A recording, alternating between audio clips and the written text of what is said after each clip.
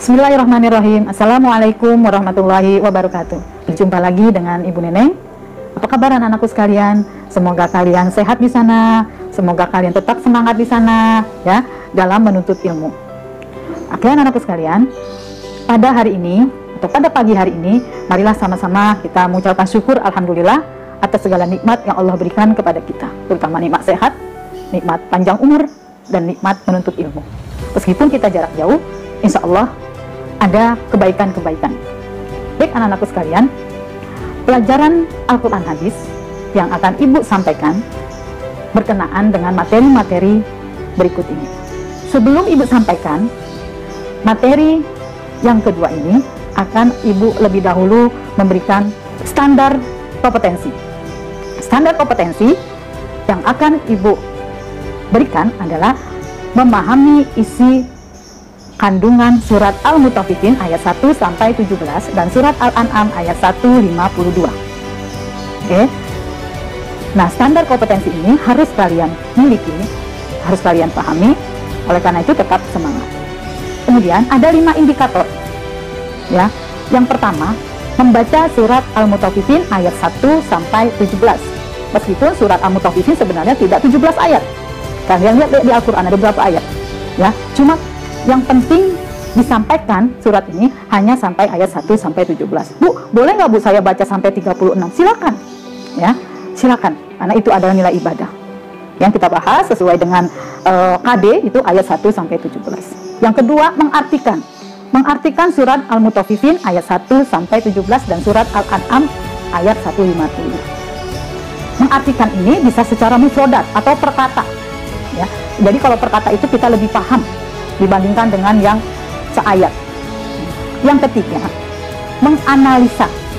Kenapa Bu Al-Quran itu harus dianalisa? Oh iya, karena Al-Quran itu harus betul-betul dipahami, makanya dianalisa.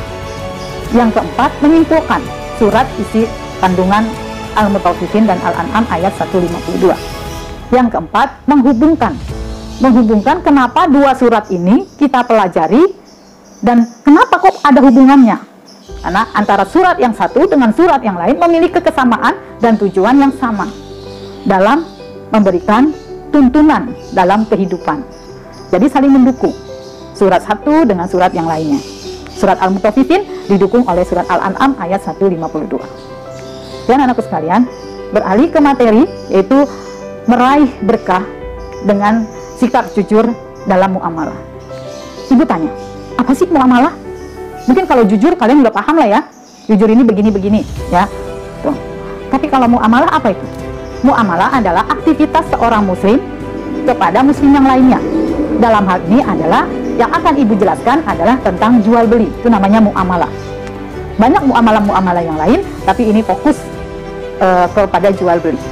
Muamalah yang lain apa Bu? Banyak muamalah yang lain. Misalnya menuntut ilmu, itu muamalah juga. Kalian menuntut ilmu dari guru ya, nah itu juga muamalah. Hubungannya antara manusia dengan manusia itu namanya muamalah. Kalau manusia dengan Allah Subhanahu wa Ta'ala itu adalah ibadah.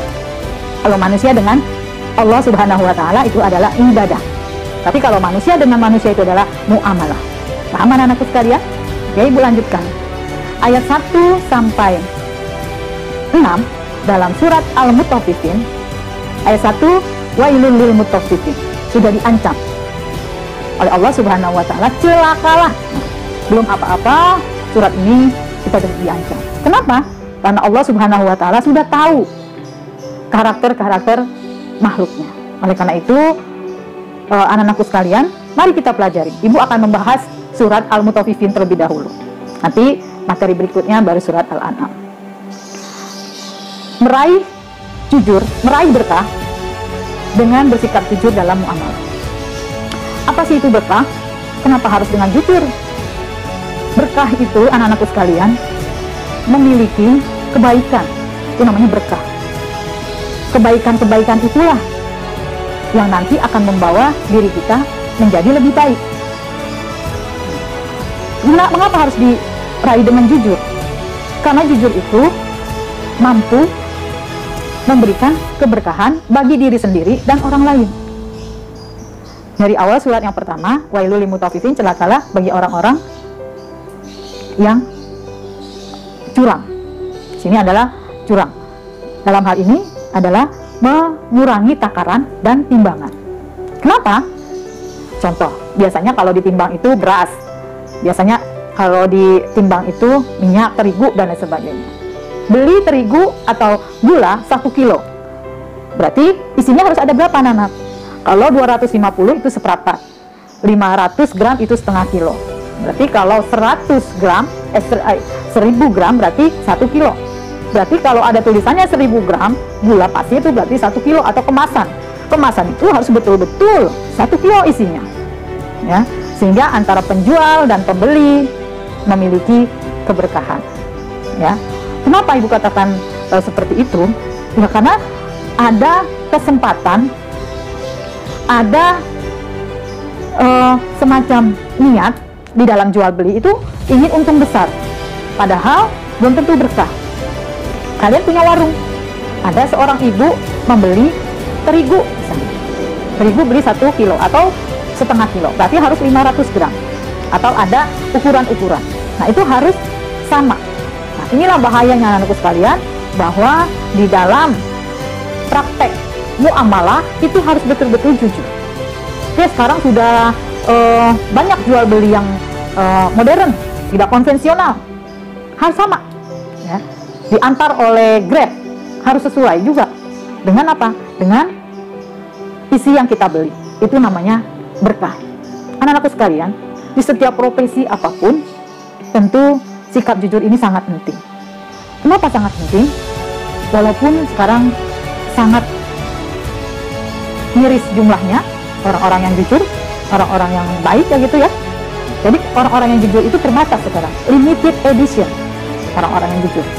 Mungkin dari setiap profesi yang nanti insya Allah kalian jalankan, ayo kita latih kejujuran kita dari sekarang.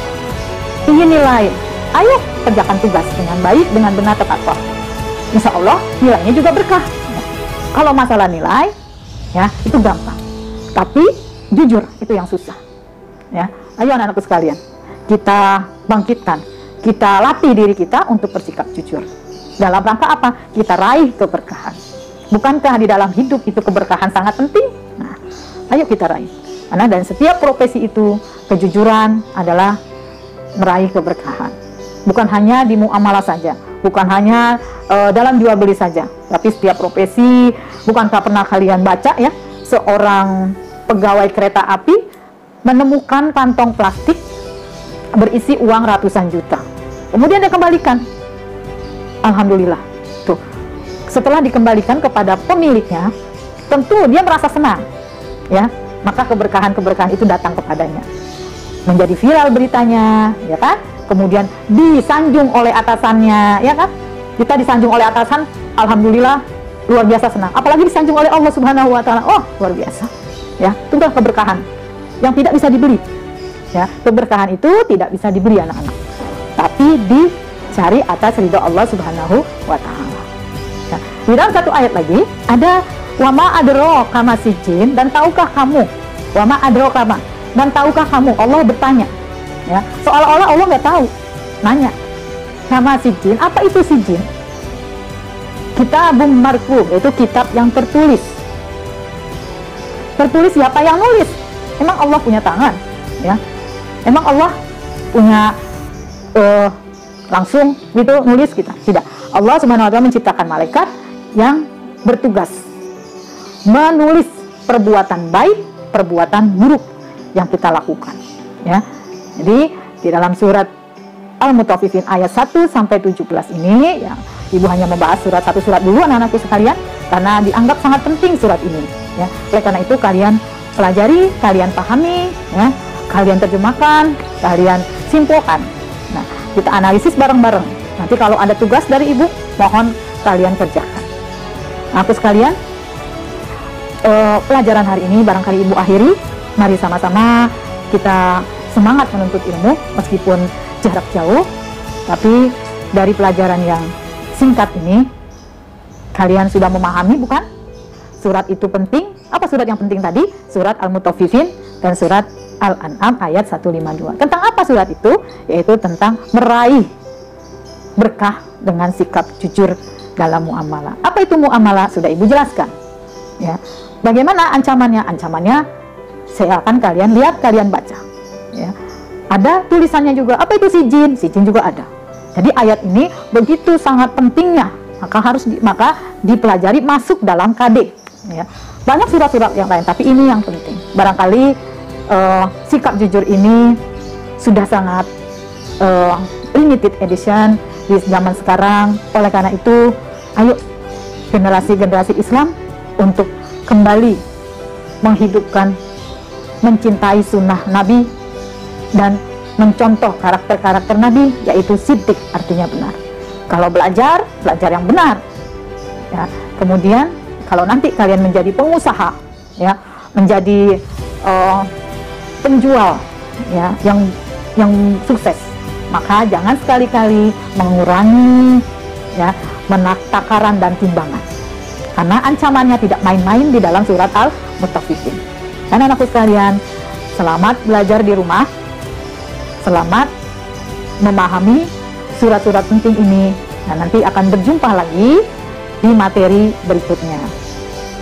Tetap menjaga kesehatan, dan jangan lupa rajin beribadah di rumah, dan jangan lupa selalu mendoakan kedua orang tua.